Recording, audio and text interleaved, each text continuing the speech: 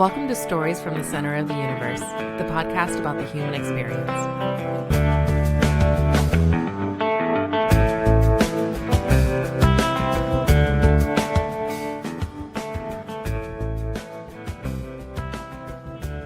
So, all right, let's do this. Do you pronounce your last name Muth or Muth? You nailed it. Muth, okay. Like youth with an M. Right on. All right, so Boomer Muth, welcome to Stories from the Center of the Universe. Excited to be here. This is one of my favorite podcasts. One of your favorite? One up. How many favorite podcasts do you have? I mean, this is the only one I listen to regularly. Wow. Yeah. But you're not a massive consumer of podcasts. I'm not Roger Lee. I noticed you had someone on just because they were the one that had listened to every one of your podcasts. But I will tell you the caliber of your guest, I don't feel worthy now. Like I was just listening to Caroline Slaughter. I saw you had Willie Grenier, a football player, professional football player, a basketball coach. Like when you started, you just had a dude that likes to hunt, right? You know? And I was like, oh, I can fit in this podcast. That's a shout out to Andrew Block. Yeah. Yeah, no, that's all been Paul. He's been like really hustling on calling up people. I mean, these guests are amazing, and the stories are great, and the new name of the podcast is just kick-ass. So you guys are going in the right direction. Appreciate that. Yeah. Quite a lot. So I guess we should say that, Boomer, you and I work together. That's your connection to this podcast. It is. Yeah. You've been my boss. Yes, During- but I learned a lot more from you than you learned from me. Well, Yeah. sure. We'll call it 50-50. There you go. It was during the pandemic. Absolutely. It was a rough start to the year last year. But you know what? And I told you this when it was happening. We're going to look back on this fondly, and I already look back on it fondly. I do too. Yeah. Yeah. It's funny how life works that way. Oh, this is the worst thing to ever happen. Man, that was fun. Yeah. You know, your perspective is everything. It wasn't that bad. No, it wasn't that bad at all. It sure felt like it a couple moments during the pandemic, but yeah, Exactly. We're on the other side. All right, cool. So we're going to talk about a lot of things tonight, and I think typically we'll start with you growing up. You grew up in the Richmond area. No, well, I grew up. My dad was in construction, so traveled a lot. Great parents. I had one of the luckiest childhoods ever. Just both super loving and very intentional about raising me. I mean, you can see it in my name's Boomer, but my dad actually wanted to name me Muggs. Boomer's a better name. Thanks. My mom, luckily, she jumped in and goes, no, not Muggs. And he said, well, how about Boomer? I'm just imagining this is the conversation. Yeah. And she said, yeah, Boomer's fine. But see, what he did there is a great negotiation tactic. It's called an extreme anchor. Right? He said, I'm going to go really far this way so that if I go here, you'll be okay with it. But he kind of had the hypothesis that a name can build confidence. So people remembering your name gives you a lot more confidence. So I appreciate him and my mom just being intentional about everything. So I was very lucky, very privileged. Never had to worry about anything. But a unique childhood in the sense that I think my dad and mom had this philosophy that I'm just going to talk to you like an adult. And I'm going to treat you like an adult. And I'm not going to baby talk you. I'm not going to lie to you. And so I know one story we talked about me sharing with you. So I'll just jump into it. Yeah. And this is kind of representative of my dad's style, which was, the truth. And I had lost a tooth. And it's weird. I thought I had put it under my pillow, but we had like friends over, my parents' friends over, and somehow the tooth got lost somehow. But I thought it was under the pillow when I went to bed. But I woke up and there was no tooth under the pillow, and there was no dollar either, because they would always leave $1. And so the whole day I'm like, what the hell happened? You know, what happened with the tooth fairy? And we go to dinner that night. We go to our favorite pizza place. It's called Rocky Rococo's. And this is in the Chicago area. And we're sitting at dinner. You know, I'm 5 years old, by the way. My sister's 3. And I can remember it. And my mom and dad are there. And we're eating pizza. And my dad goes, you know, I had a friend when I was a kid. He lost his tooth. And the tooth fairy came. And the tooth wasn't there. And so the tooth fairy bit his ear off. And, I'm thinking, man, this isn't good. I mean, I'd still have the other ear, but I don't really want to lose an ear over this. Mm-hmm. And so I start crying, which is what a 5-year-old would At do, the pizza right? place? At the Oh. pizza place. So how embarrassing, right? You may lose an ear if you're not At careful. the pizza, I like how Daniel's like, at the pizza place. Like, it's not traumatic already. It's you cried at the pizza place as a 5-year-old. How embarrassing. How embarrassing. So I start crying, and my dad, he could have had some solutions like, "Hey, I just made that up," but instead he took it as a moment to say, "Son, let's go outside." And so my mom, my sister eating pizza, we go out into the car in the parking lot, and he sits me down in the car and he goes, "Son, I want to let you know there's no tooth fairy." I said, "Okay." Well, this resolves the whole ear thing. Yeah, you don't have to worry about the ear anymore. Don't have to worry about the ear anymore.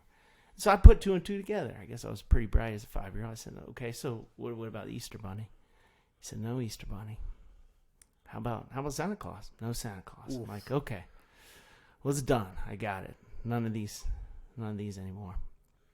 I just realized I'm gonna have to wait. We're gonna have a child in 2 months, and the purpose of this was for my child to listen to it. Don't let her So listen to it. I'm not gonna let her listen to it till she's like 5 years old. No. So I find that out, and he goes, "Okay, let's go back in, finish our pizza." We go back in, and it's not over, right? So we finish our dinner, we go back home, and I guess my dad just says like, "Hell, he's a man now." So He was on a roll. he was on a roll, and he said, "Son, let's go upstairs." So we go up in the bedroom. He sits me down in his bed. I remember it so distinctly, and he proceeds to tell me all about sex. No way. Yeah, everything about it. And I mean, this was in the time of, this would have been 1984, and so AIDS was a thing then. I remember him describing AIDS to me. He just went for the whole thing. He's just knocking it all out in one Knocking night. it all out, man. And I guess the moral of the story is you lose a tooth, you become a man. Yeah. But so yeah, that was that's just representative of, and I am not upset about that at all. I'm actually quite thankful. And I remember even friends growing up would say things about sex, and I would remember that conversation and be like, "I don't think that's right." You're an expert. Yeah. They're still trying to figure it out. You're like, I've known this for years. Yeah.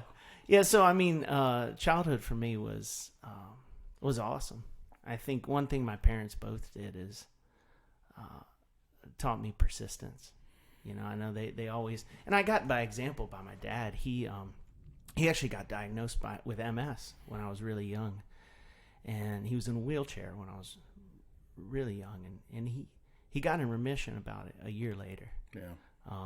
And so he was just always a fighter. Later in life, he got non-Hodgkin's lymphoma, beat that too.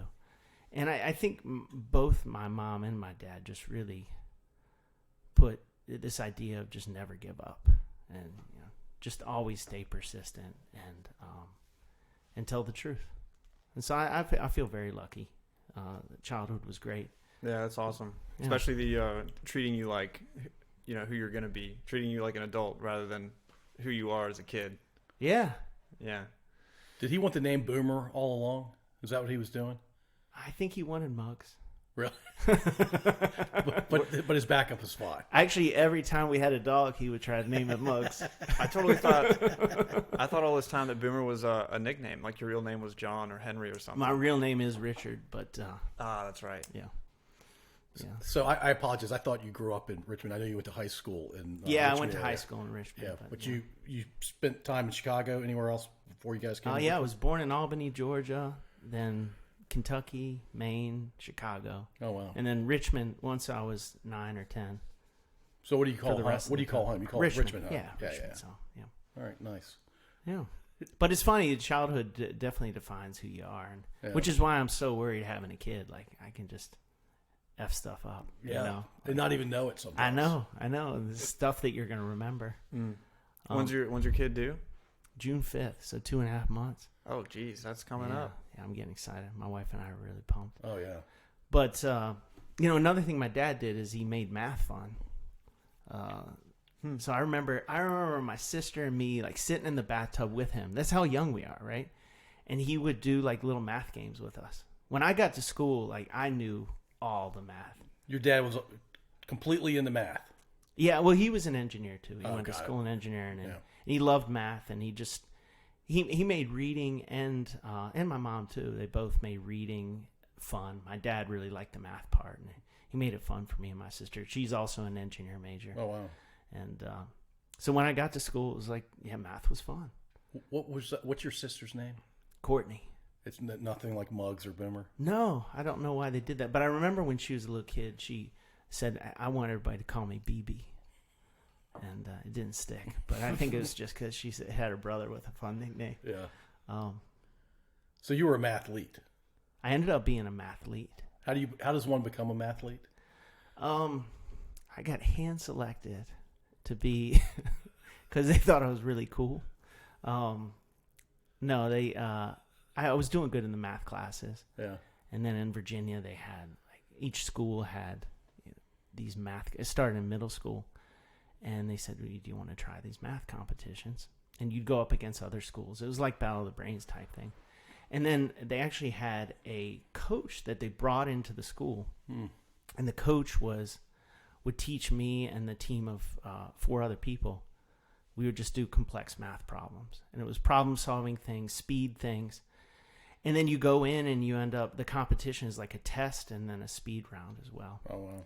Yeah, and I made the team as a 7th grader, and usually it was just 8th graders, and I ended up.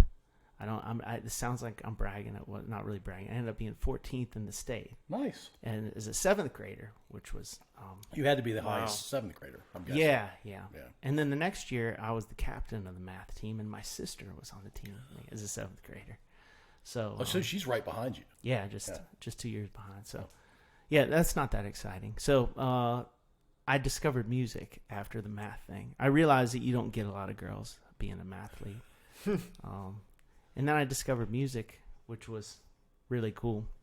I feel like I'm doing all the talking. Yeah, it's all good. There's a lot of math in music too, right? There's a lot. Did that appeal to you about music, or what really drew you to music? So, I had a friend who I think was a good leader and inspiring, and he knew I was singing. I was in chorus. And I remember he was sleeping over, and he goes, "We could be rock stars."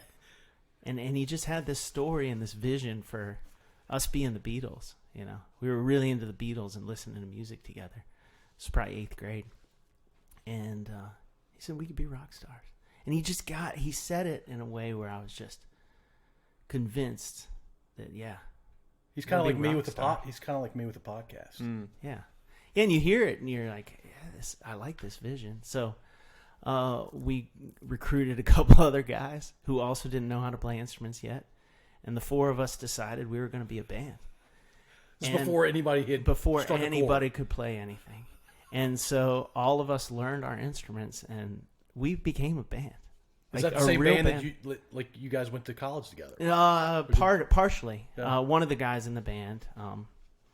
We ended up starting another band with other guys, and it ended up being the band that went to college. But that was my first proof in, if you decide you're going to do something and then you just practice. Music, one of the greatest gifts I think for me was practice. I would have never become an entrepreneur if it wasn't for music, because it gives you that confidence of, wow, this is overwhelming. I don't know how to play a single note. And now I'm going to do it slowly. And each day, is a little bit more. And I remember just being really frustrated that I was so far away from it, but just saying I'm never going to give up. Yeah. And we did really well in high school. We were, we'd always win the Battle of the Bands because we did kind of this classic rock thing. We'd play Cream and Beatles. It's hard to lose Zeppelin and Pink Floyd, and the people voting at Battle of the Bands are parents. So how long would you say it took before you guys were winning Battle of the Band? I'm sure for a while it sounded. Oh, I remember great. our first show ever that there were people in the audience doing the thumbs down sign, and we played the Smashing Pumpkins song, and it was just god awful. But and you had the guts to be out there. It's awesome. I remember being kind of embarrassed, but saying, "Nah, we're good." In my head, I was like, "No, we're good." Nice. They're wrong. They're wrong, and we ended up being good. Yeah. Yeah, it was that was a Self-fulfilling. great experience. Yeah. Yeah, and there's singers out there that you just don't think are good singers, but they have this confidence, like the energy about them that makes you just think, wow, what a great band, what a great singer. That is true. Even if they're they aren't technically very good. So I never got that. I never got the performing aspect. I just tried to get the voice right. well, you were vocals, right? And then you also Vocals played... and bass and then guitar. And one thing that happened is we played so much music in high school that we decided I chose my school because of the band. I think I told you. Yeah, that, you told Paul, me. Yeah.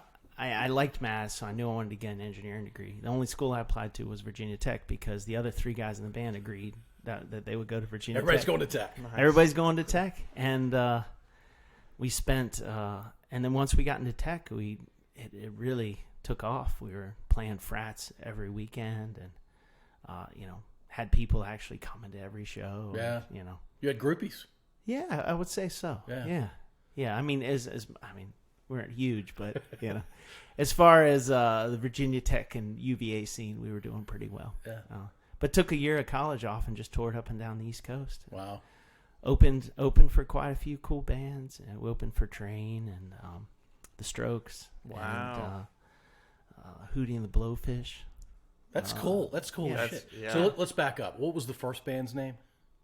The very first band was called Elysian Fields. Okay. That was the one where we said we're going to become a band. Yeah. That one didn't really take off. That was the one where we were playing shows and you could just tell people. Those were the thumbs down. Those are the thumbs down, yeah. And then the band was called Copper Sales. But I'll tell you what, one other lesson I learned with the band thing was I remember walking down the hall in high school and seeing the sign. And we would always post signs, right? We wanted you to come to the Battle of the Bands to come see our band. And someone it said Copper Sales, and they crossed out the sales and they wrote sucks. And I was like, it was this feeling of like, okay, copper sucks. Now, I thought it was just that one sign, but I wanted every single sign that got Somebody was really invested in that. Man. But it was that good perseverance lesson of, if you believe in yourself, it'll happen. Yeah. Yeah. Persistence and belief. Yeah. Did that get you down at all? Or did you feel bad but just kept going anyway when you saw all those? He learned about the birds and bees when he's 5. That didn't throw him off. Yeah, it probably, I think so. But I think I rationalized it and said, that person's jealous. Yeah, it's probably just some jealous kid. I mean, I made up a story in my head that it was like a rival band. And maybe it was. I mean, it probably was. Like, why would you... I think if it was just one sign, I would have been more hurt. Since it was every sign, I'm like, they were planned. on a mission. Yeah. Everybody wants to knock number 1 down. That's what that was. I think that's the way I rationalized in my head. I've rationalized a million things that way in my life. You just try to knock number 1 off his perch. Yeah. The haters, you get energy from the haters. Haters gonna hate. That's right. Hate. Yeah. That's exactly right. Yeah. So you chose Tech. You could have gone a lot of places, right? You had good grades. You had a lot of extracurriculars. You did well in the SATs. Yeah. And you chose Virginia Tech because that's where your bandmates were committed to go. I was going to be a rock star, Paul.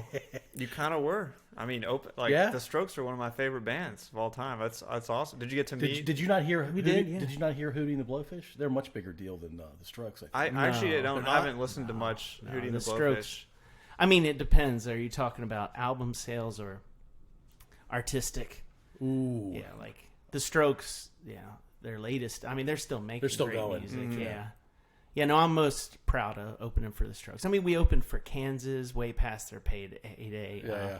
Leonard Skinner, So we opened for a lot of bands after they were washed up, and they came through town. It was like, throw Copper Sales on. Yeah. It's still fun though, right? Oh, it was a blast. I mean, I still play music, and I actually love it more now than I ever have because it's a hobby now.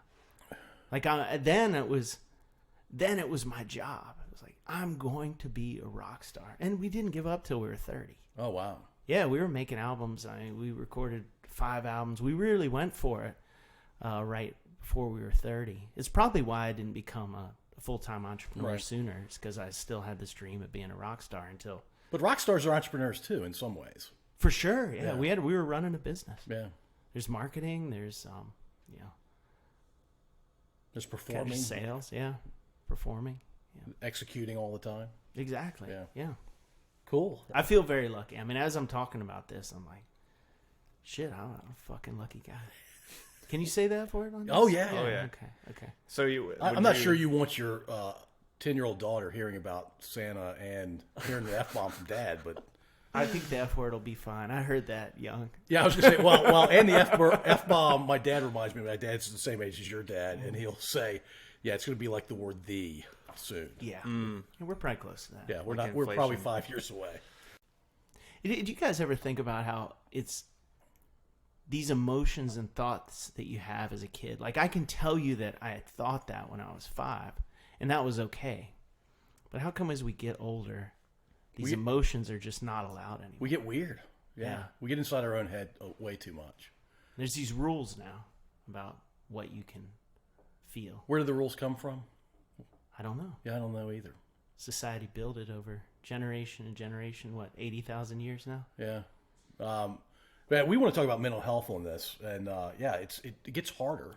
Thinking about being healthy with your mind and your emotions, it gets tougher as you get older. Yeah. Not all the time. There are certainly times where I don't feel that sort of pressure and weirdness about my mental health. But it's, you could argue I'm doing this because my mental health isn't perfect. Who knows? For those who are listening, he raised his glass, which bourbon contains whiskey. That he's now about to sip on. Yes. Yeah. Nice. Yeah. That was a good voice, what you just did there, by the way. What did I do? Good in what way, Daniel? It was more of like an ASMR voice than a regular voice. It was just the way that you said that. I'm still confused by this whole ASMR thing. I don't even notice. I think it's like a long, complicated acronym. But so I feel like I'm, just to reiterate, so when you're feeling things at the age of 5, you just feel them and it's okay, and you're just Yeah, in you that. don't tell yourself, "Oh, I can't feel this." But when you're older as an adult, you feel a type of way, and then you tell yourself, "I can't. This is not allowed," and you're hard on yourself, and then it starts that. Is that Nailed what it. you're? You described it way better than I did. And that comes, and I guess the conversation is where that comes from. Like, why? How come all of a sudden? Yeah. Do you think most people are hard on themselves? I think so. Yeah, I think so. Or they drown it out somehow. But I feel really lucky. I have a lot of friends who I think fight how they feel and, beat themselves up. But I feel lucky, and I'm thankful to my parents too. I think a lot of that. And now, granted, I think a lot of it's chemical too. But I'm no mental health expert. Yeah. But I do think that even those that consider themselves super healthy mentally do that. But I also think mental health is something that you also have to be intentional about, just like everything. Like physical health, you have to be intentional about. Recently, I have a friend, actually, the co-founder of the company, who Paul knows well, who he made this post, and he's very into stoicism. And actually, I think he's going to be interviewed, Rob Finnegan. Right on. And he's very into stoicism, and he made this post the other day on Facebook, and he talked about how the truth comes in figuring out how to not do. And it was from the Tao Te Ching, and I probably misquoted it, but it's this whole concept of not doing. And I think it's getting even harder in society to not do. And I thought about that a lot, and particularly as an entrepreneur, like your whole thing is like, we have to do all the time. And I realize that creates a lot of stress and anxiety. So, through his inspiration, I've started to meditate every morning. Oh. And it's just good. Yeah, it's really good. And I think that's part of the intentionality around mental health. Yeah, it's it reminds me of this, like, there's a stimulus and then there's a response, but in between there's a space, and in that space lies everything. Have you heard that quote? I haven't, but I like it. Is that kind of more what Rob was referring to, or is it more about, like, I guess the busyness of our culture, like always being on? If you're doing something and it's not directly producing and adding to your net worth, or like investing in some way, then it's like, stop doing it. Well, that's when you're hard on yourself. For me, I'm hardest on myself when I feel like what I'm doing in that moment's not productive. And I think a lot of people are that way. I was just listening to your Caroline Slaughter, and she was talking about how people are focused right now. I thought it was really interesting, focusing on enlightenment or finding answers. Right. And a lot of it's because we are stuck with our thoughts. And particularly over the last 20 years, as technology has become so pervasive, we've been able to avoid our own thoughts. And I think when you avoid it and then you get it, you don't know what to do with it. So avoiding our own thoughts, you mean like via technology, you mean like technology offers a distraction from our own minds a lot? Yeah, I definitely get that. Yeah. Are you still taking cold showers? Cold showers in the morning. Are you really? And I think that's part of the intentionality Nice. around mental health too. And physical health. There's a lot of physical benefits too.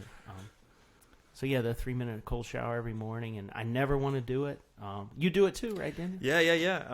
I used to do jiu-jitsu in the mornings, and then I would come home and go straight to the cold shower, and I had my routine built.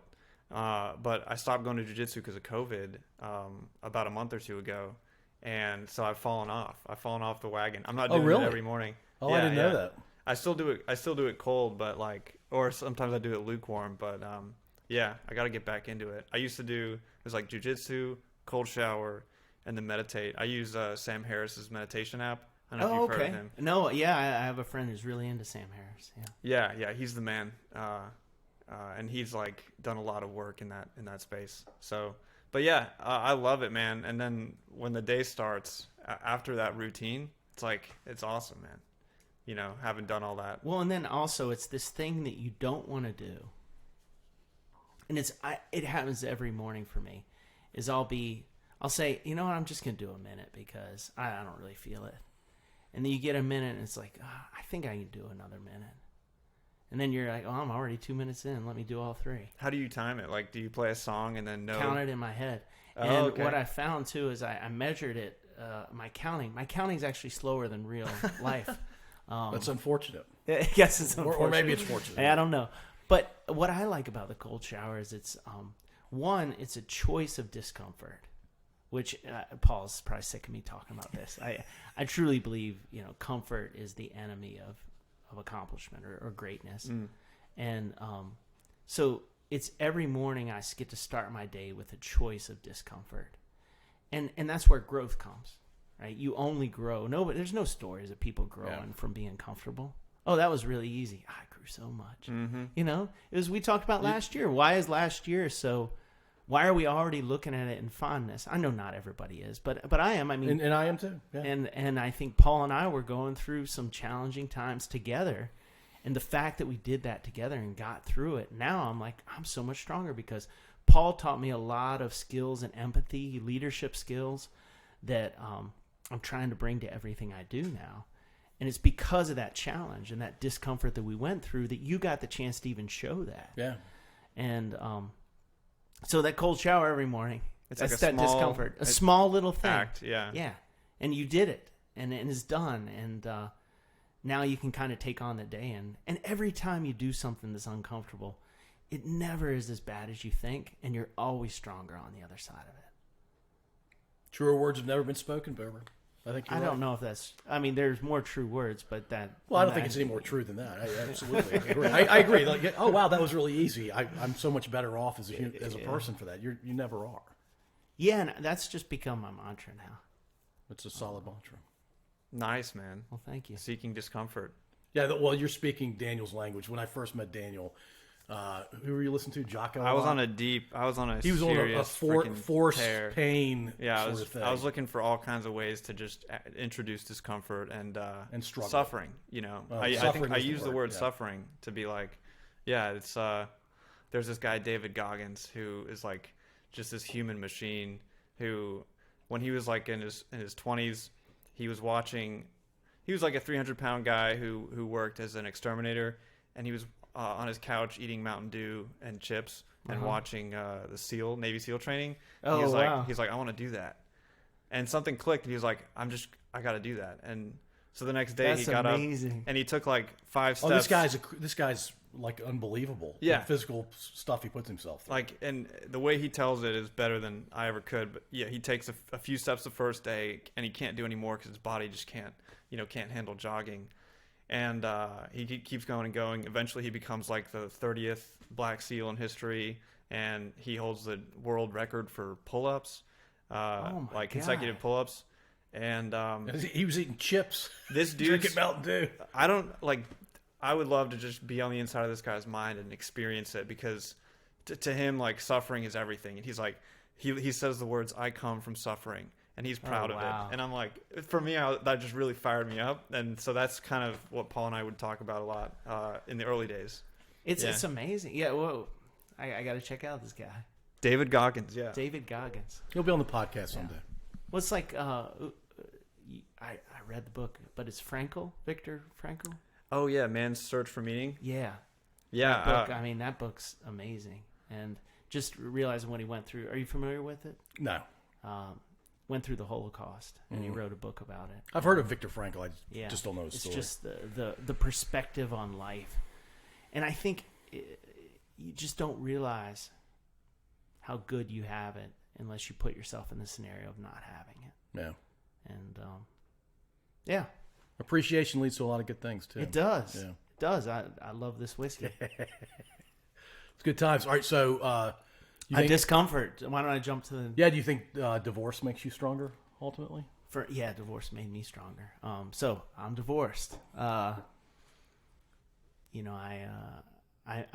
actually met my first wife through music when I was 22.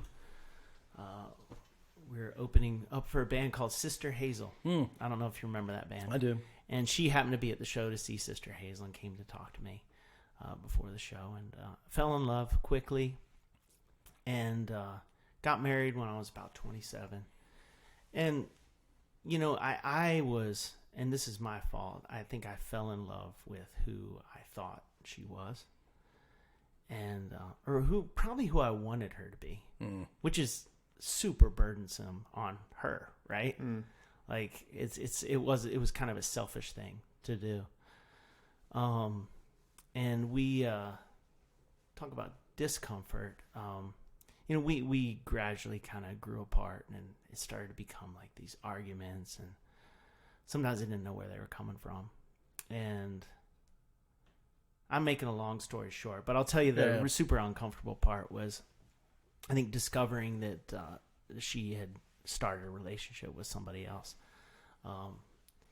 But I think she was something had happened where she was starting to just kind of, she started saying I was cheating on her, and I was like, where is this coming from? Where is this projection coming from? And eventually something was just not feeling right, and so I knew her email login. I logged into the email and just discovered like all these communications and it's brutal. Pictures she had sent.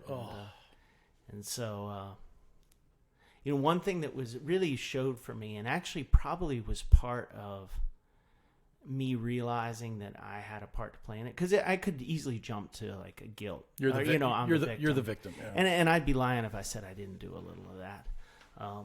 But I found this communication she sent to the guy that said, "Hey, have you ever heard the song Luckiest by Ben Folds? You should listen to it because that's how I feel about you."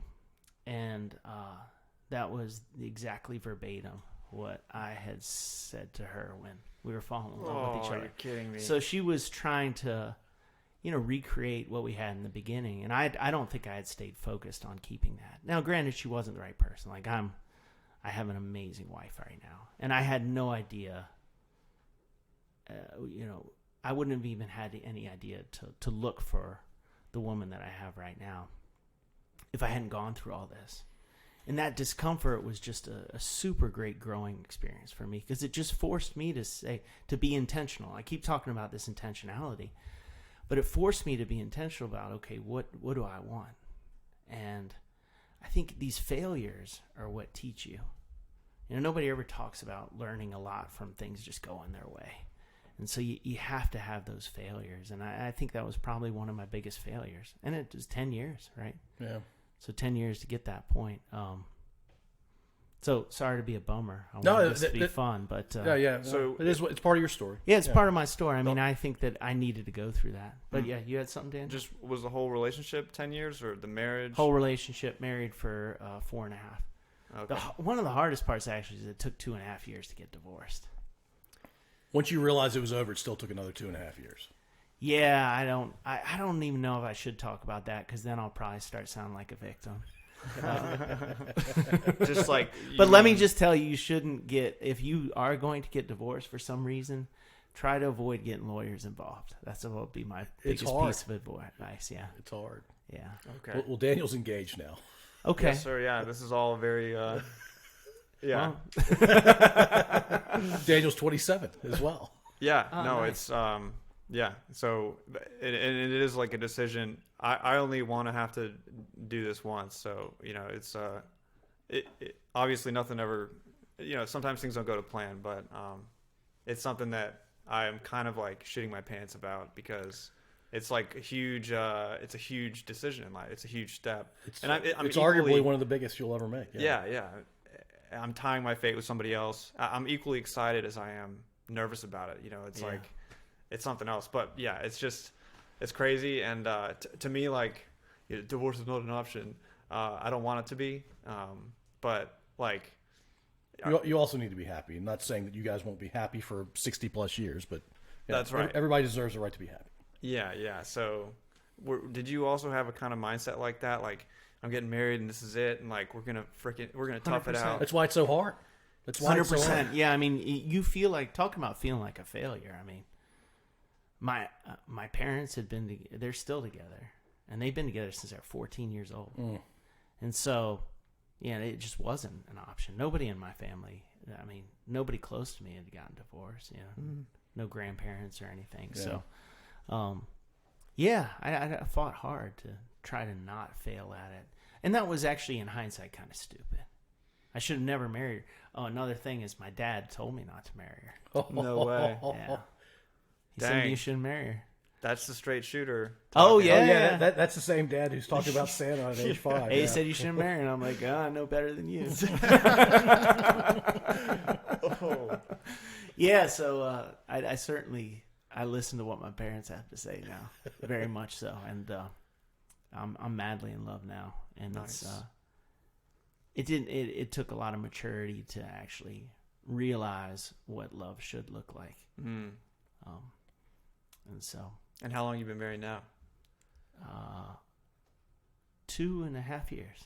Nice. 2.5 years, and we're about to have our first kid. Thank God I didn't have a kid with my first marriage. So Yeah, can you imagine? I've Yeah, heard it's that brutal. complicates things. Yeah. it does, yeah. Well, you want to talk about mental health being a challenge.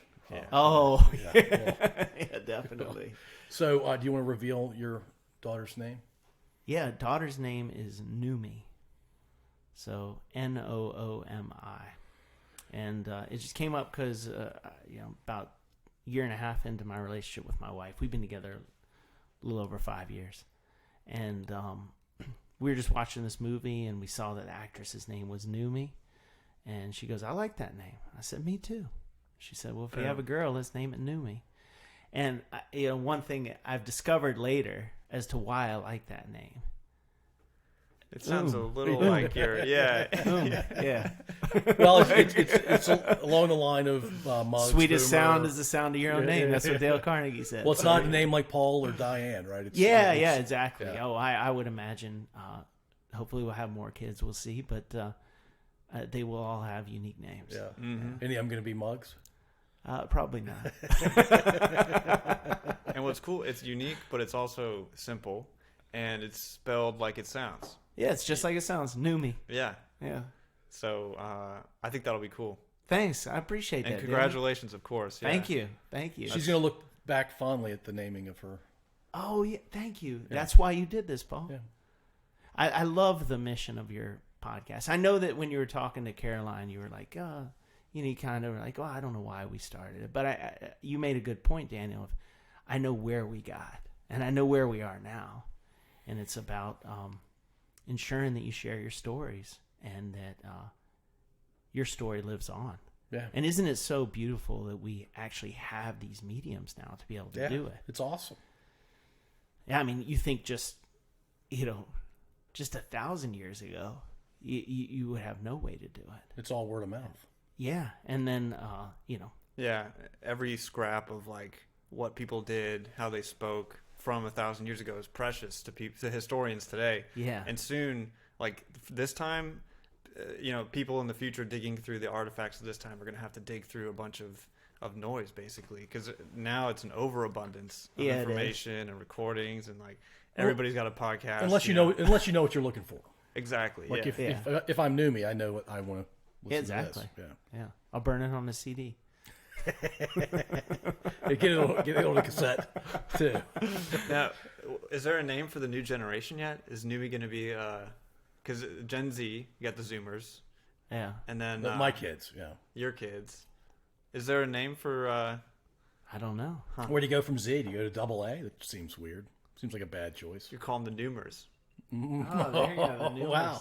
Yeah, Newbie could ring in the. New me plus our podcast leads to a generation being named. Yeah. I don't know It's about funny. that. I talking about music, being a songwriter. It's I'm already running in my head. It's like new me, and I'm like, oh, I can play on that. Like it's a new me. How about that? Or if you only knew me, it's Oh like, man, there's tons. Like so, you can do a play on words and songs. It's funny. I was thinking about songwriting too. Being a songwriter, and Daniel, I'm actually going to pull it back. We were talking about the emotions and the emotions you're allowed to have. Mm-hmm. Why I love writing songs is because for some reason when you write a song, every emotion's fine. Oh yeah, It's so weird. It's like, okay, I've turned it into an art form so I can say whatever I want. Yeah, And you're not going to judge me. you're just being creative. Yeah. Yeah, and I was actually just thinking about one of the songs I'm most proud of that we play now. It has a line, when your pockets are full, it's hard to run. Mm. So let's pretend we're poor and let's have some fun. And I'm like, okay, that sounds like some fucking privilege right there, right? Like, look at me bitching about the fact that I'm upset that I can't run anymore, or I can't, it's but then when I show it to other people, they're like, that's a beautiful line, right? And it's just because it's how I feel. But you think about that concept, and if you dissect it, it's like, well, that goes back to the comfort. I think what I'm saying is like, I'm comfortable, so I feel like I can't run. I can't try new things because I got to preserve what I have. Right. Mm-hmm. And that's the concept. But I guess it just bringing back the idea in my head of, wow, as a songwriter, you say whatever you want. So maybe that's why I like writing songs, is there's no rules there. Yeah. Yeah. It's hard to criticize art, or it's easy to criticize art, but it's hard to be like, that's not okay for art, because it's just Well, it's meant to be expressive too. Yeah. And there shouldn't be limitations on expression. Yeah. Yeah. And that's and a I safe feel place like to do it. You can write a song and then you can say, I don't know why I felt that way when I wrote that. Yeah. Right. And they're like, okay, well, you showed your vulnerability. It reminds me of like the punk movement, where it's just there's so much emotion in that genre. And That's all it is, right? That generation, yeah, and like that was their thing. Music was their thing, and I don't know where else would that energy have gone, if not for music, Mm. Oh, it would have been riots on Capitol Hill. Yeah. They just needed some music. They needed some full spectrum emotion. Unfortunately, they realized that Rage Against the Machine they can't listen to that anymore because it's a different machine that they're raging against. Great band too, by the way. Yeah. That's Nice. hilarious. All right, so you worked in corporate America for a bit, right? I did, yeah. Yeah. And I started a business while I was in corporate America. Yes, you did. So about 4 years into my corporate job at Capital One, Yep. I decided I wanted to start a company. And my dad had gone through non-Hodgkin's lymphoma. I think I had told you about that. And he had recovered. But I saw something interesting when my dad recovered. And by the way, his process of non-Hodgkin's was tough. He had to have stem cell therapy. They took the healthy stem cells out of his blood, give him extremely high doses of chemo, and then they put the healthy stem cells back in. And his body just starts from scratch. Like his hair grew back a different color. It was crazy. That is crazy. And my mom became his caregiver, right? So she was helping him do everything, like go to the bathroom and shower. Stuff that it changes the whole dynamic of husband and wife relationship. And I saw that happen, and I knew I wanted to start a company. And in seeing that what happened, I realized that if my mom had somebody to come help, that they could have kept their same dynamic. Right. And somebody to come help them with those personal care things. So I decided to start a home health care business, and where caregivers come in and help you do the everyday things that you and I might take for granted. And but I was too afraid to leave the corporate world. And one of the reasons I think I was so afraid is because the people I was talking to, and you've talked about this, Paul, you talked about, I want to get a better podcast, talk to podcasters. Yeah. Don't talk to the people at work. Right. Right? But I was starting to be an entrepreneur, but I was talking to people that are at work. Yeah. You know? Last people like in the you're world at you should talk Capital to. One, and I'm talking about this, and they're like, "Oh, that sounds risky, man. You got a good thing going here." So They're projecting their stuff. Yeah, they're projecting. And I'm like, "Oh, I do have a good thing going on. I'm making over $100,000 at 26 years old." Oh, yeah, I think. So I decided to start the company while I was at Capital One, and I learned 2 really valuable lessons. One, if you try to do 2 things at once, the best you're going to do is mediocre at both of them. And I think that, the most important lesson I learned was probably from our clients. So we were carrying on seniors. And if you want to figure out the right way to do something, talk to people that have already done it. And I think we often forget that a lot as human beings, that we should really be talking to the people that lived life already and say, hey, what do you wish you had done? What do you regret? And sometimes you don't even need to ask. You just got to listen. Yeah. And I was forced to listen, because if a caregiver called out and I couldn't find a backup, I'm there. And so I remember sitting on couches, like watching Married with Children, whatever's on the TV show, after work and caring for the clients. But then a lot of times having conversations. And I found themes in what seniors would tell me is that nobody I ever talked to regretted something they tried and failed at. Only regrets they ever had were things that they never tried. Yeah. I'm like, shit, we got this backwards, right? Yeah. The real risk in life is not taking a risk. And Daniel, I think I might have told you this as a pep talk when you were going for your job, right? Yeah, yeah. And it's so important to me. I try to share. You've probably heard me tell this story multiple times, Paul, because it's just so life changing for me. Is this realization, and I feel like it's not as deep, but it's like the realization of the guy that was drinking Mountain Dew and decided to be a Navy SEAL. For me, I was like, I am looking at life the wrong way. Not taking a risk is the risk. And so I said, okay, I had it backwards. First, I was talking to the wrong people, and I should have gone all in. And luckily, things worked out. So Capital One laid me off because I was doing first of all, I sold my business when I got divorced. So I've talked about the divorce. Yep. Usually I don't tell that part because then I have to get into the divorce. But now you guys have heard about the divorce. Boom. So the reason I sold the company was because in divorce proceedings, she said the company was worth like this huge number. And I said, it's not. And so how do you find out? You sell it. So I sold it, and I sold it for significantly less than all the money I'd put into it. And by the way, I had worked 6 years in the company and never paid myself anything. So physically or financially, it was a loss. What I learned over those 6 years was just immense. Not just the thing I just told you, but, I learned everything from accounting to a little bit of sales. Well, actually a lot of sales. Yeah. But then I sold the company, and right after I sold the company, I say right after, a few months later, I had just gotten divorced. The Capital One laid me off, and they should have. I was doing a shitty job because my heart wasn't in it. And almost serendipitously, Don Busick, who's in the band with me that I'm in now, yeah, and I worked with at Capital One. Great guy. Yeah, awesome dude. He said, I want to introduce you to Rob Finnegan, who I've already said his name earlier, and you're going to interview him here soon, right? Yeah. And Rob asked me to meet him for breakfast, and he told me about this idea for a business. And I'm going to take like 10 months and I'm going to condense it into one conversation for the sake of the story. If that's okay with you guys. And he said, hey, let's do this thing. And he said, listen, me and Scott, who's our third partner, he said, we're going to give you stock options. We're going to give you a good salary.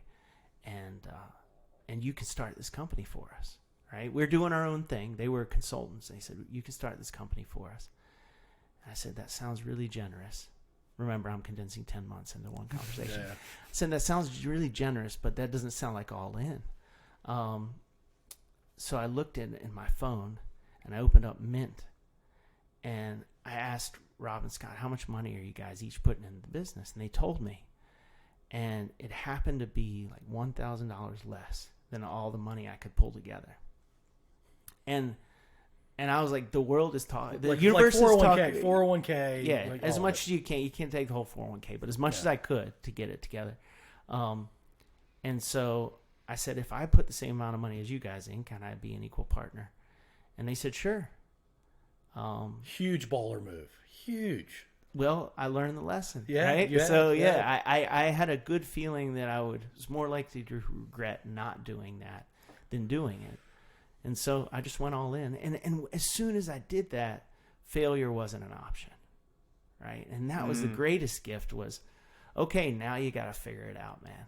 Little failures along the way, but not the big failure. Yeah, not the big failure. Right. Oh, the failures every day. Yeah. And honestly, to tell you, I never doubted if we were going to, I mean, every day I was like, oh, maybe we just shouldn't do it. I mean, I didn't tell Rob, but I was like, maybe this thing isn't going to work. But then in the same day, I'd be like, oh, hell yeah, this is going to work. You know, and it was just this whole yo-yo of, and even when I said maybe it's not going to work, it was just me exploring mentally, is it okay if this doesn't work? And then I'd always get to know it's not okay. Okay, it's going to work. Yeah. You know, it's kind of you test yours. I think we all do this, right? I know sometimes we'll state extreme things in our head and say, okay, how does it feel to say that? No, that's not it. Yeah. And then you go to the other one. Sometimes we say it out loud. Sometimes we just do it in our head. And had you been just an employee with stock options that they had hired, all of those internal dialogues would have gone totally differently. And it could have meant, hey, yeah, it's not going to work. See you guys. Yeah. Right. And so it really was mutually beneficial, I think. It was great for all three of you. Yeah, I think so. And so it's just been a great journey. Being a business owner, I am so passionate about entrepreneurship. I try to find a reason to.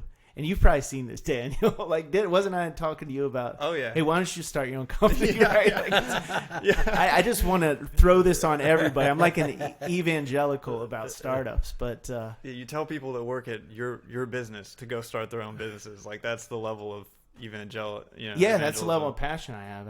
I'm constantly telling the people we work with, hey, are you starting to think about that business? And hopefully we'll get to a point where maybe I could be an investor. Yeah, there you go. Yeah. And these people, and like they say, the investment happens and you invest in people. 100%. You invest in people. Yeah. If you don't find the right people, I mean, we've got Paul. Paul's a big reason why this company's doing well. Tried to get you, Daniel. It didn't work. But I think he was too big time for us. Definitely not. Oh man. Well, speaking of people, I'm going to throw some names at you and okay. Get your 1 or 2 sentence response to the name. Andrew Mock. He's a ton of perseverance, and he never gives up. And he's a great dude. Oh, just a great person. He strikes me as a loyal guy. But I'm thinking, a loyal guy, super loyal, great attitude, and I think with him, and he was on the podcast, so he's the guy I was referring to with the hunter. His attitude, he chooses his attitude, and he's super high EQ as well. He understands how the people around him are feeling, and then he just doesn't give up. Like he doesn't procrastinate at all. He says, oh, that needs to get done. I've got it done. Yeah. And so, super awesome, dude. Yes, he is. And we'll say Doc Tuna because he loves his nickname. Yes, Doc Tuna. Absolutely. All right. I'm going to throw Lindy Heffernan at you. Oh, she's someone who puts her entire self into everything that she does. She is so passionate and, in a wonderful way, puts her emotions into everything she touches. Like, you can tell that it really means a lot if what she did was a good job. Yeah. And she doesn't let anything fall. Never. No, never. And she has to essentially run the whole company.